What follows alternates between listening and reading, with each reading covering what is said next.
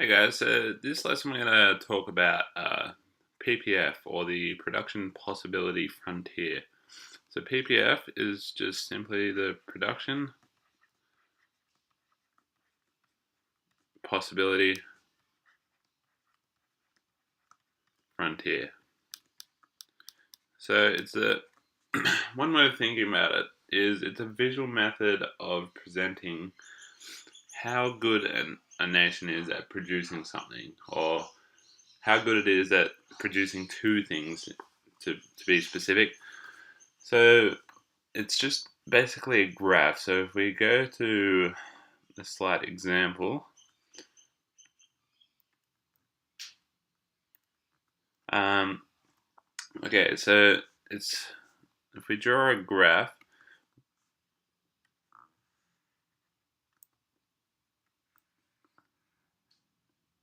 so all the production possibility frontier is doing is explaining how good we are at making two uh, items at the same time within an economy. So if we draw up two items, so let's just say we have item X, this can be anything, and item Y. And these are the only two items that we produce in our economy. And let's say if we can produce 5 of X, so if we produce 5 of X, we can't produce any of Y. So all our resources are used on producing good X. Now if we produce 4 of X, we've still got a little bit of resource left over. And let's just say that's good enough for 5 units of Y. Now if we produce a little bit less again, so we follow this down, and let's just fill this in. So at each stage here we say that, okay, so if we produce 0 good units of X, we can produce 15 units of Y, and 3 units of X, 9 units of Y. Okay, so all the production possibility frontier is doing is basically putting this information that we have here onto a graph. So we say this is good X, this is the other good.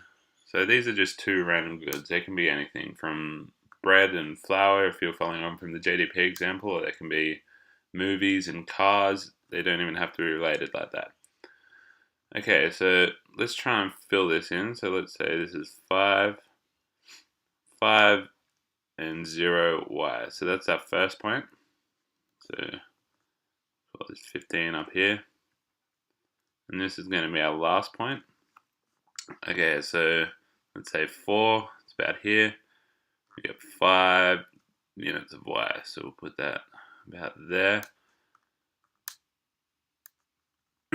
And I'm just going to move this down a little bit. So let's say this is 15. Just get rid of that. And what we're going to find is when we produce all the points, we're going to make a rather curvy graph. So just following them down, it's going to look something like this. And so the production possibility frontier is just basically this line right here. And this just tells us in an economy, if we produce any amount of one good, it will tell us the amount of the other good that we can produce. Now there's a few things to note about this graph. Is all sections out here. So all these sections outside of the production possibility, these are impossible with our current technology, assuming that this is correct.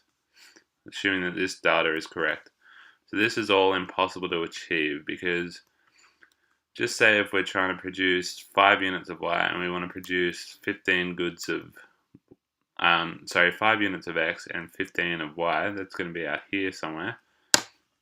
We can't do that at the same time, because if we produce 5 goods of X, we can only produce 0 of Y. So this is impossible. Say this is an impossible region to attain. Now in the middle here, let's just say we're producing 4 units of X, but no good, let's say, 3 units of X, so it's about here, and 5 units of Y, so that's about here. But if we're producing 3 units of X, we should be able to produce 9.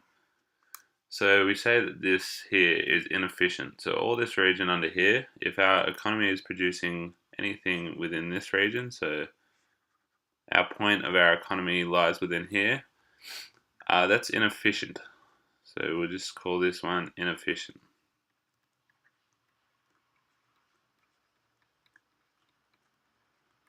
So all we can say for the production possibility is it is most efficient when we're along this line here. So this is where we're efficient and when we're producing well. So we just follow this line here.